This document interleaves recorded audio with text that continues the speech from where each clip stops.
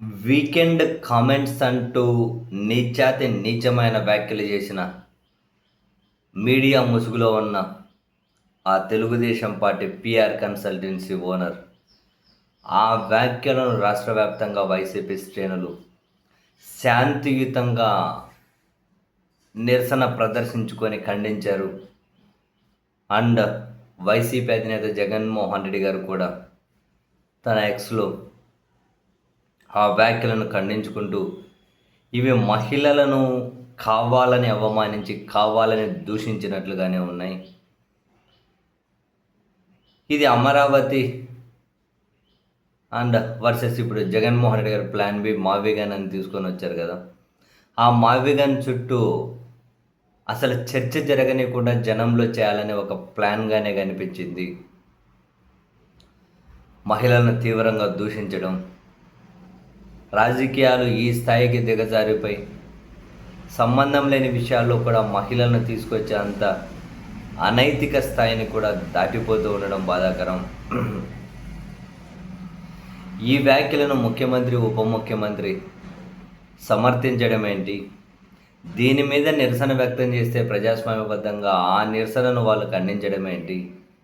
ఇటువంటి నీచపు వ్యాఖ్యలను సమర్థిస్తున్న నాయకుల వైఖరిని కూడా మేము ఖండిస్తూ ఉన్నాం అని చెప్పి జగన్మోహన్ రెడ్డి గారు కూడా తన ఎక్స్లో ఈ వ్యాఖ్యలను ఖండనం చేశారు. మరోవైపు రాష్ట్ర వ్యాప్తంగా కూడా వైసీపీ శ్రేణులు ఈ వ్యాఖ్యలను శాంతియుత పద్ధతిలోనే ఖండించారు.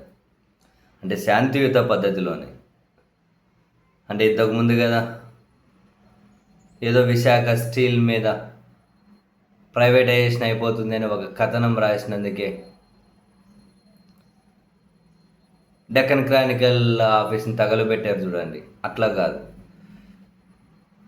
అమరావతి మీద సాక్షి డిబేట్లో ఏదో ఒక నివేదికను ఉటంకించుకుంటూ ఒక జర్నలిస్ట్ ఒక కమెంట్ ఏదో చేశారు అని రాష్ట్ర వ్యాప్తంగా సాక్షి కార్యాలయాల దగ్గర దాడులు తగలబెట్టారు చూడండి. అట్లా కాదు, శాంతియుతంగా నిరసన మాత్రం చేశారు. ఇప్పుడు హైదరాబాద్లో ఆ పార్టీ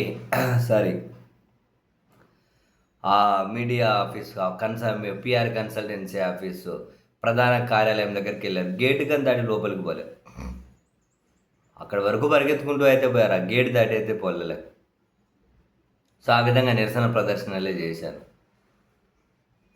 అండ్ కొన్ని చోట్ల ఇప్పుడు పులివెందుల లాంటి చోట్ల ఆయన వ్యాఖ్యలు శాంతి భద్రతల సమస్య సృష్టించే విధంగా ఉన్నాయి. మహిళలను తీవ్రంగా అవమానించారు, ఇన్సల్ట్ చేశారు. సో తన మీద కేసు ఫైల్ చేయండి అని ఫిర్యాదులు అయితే చేశారు. మరి ఎఫ్ఐఆర్ అవుతాయా లేదా తెలియదు. కంప్లైంట్ అయితే చేశారు, పులివెందులో ఫిర్యాదు చేశారు. వెరసి మొత్తం మీద ఆంధ్రప్రదేశ్లో రాజకీయాలు అంటే ఇక్కడ అన్నీ ఇంకా మేధావి వర్గాలు పేరుకు మీడియా అని కనిపిస్తాయి. వీళ్ళందరూ కూడా ఎంత దిగజారు చేయాలో సమాజాన్ని తలో చేయి వేసి నీచం కూడా నేను ఇంత నీచం కాదు అని చెప్పి సిగ్గుపడే అంత స్థాయికి అయితే చేర్చేస్తున్నారు.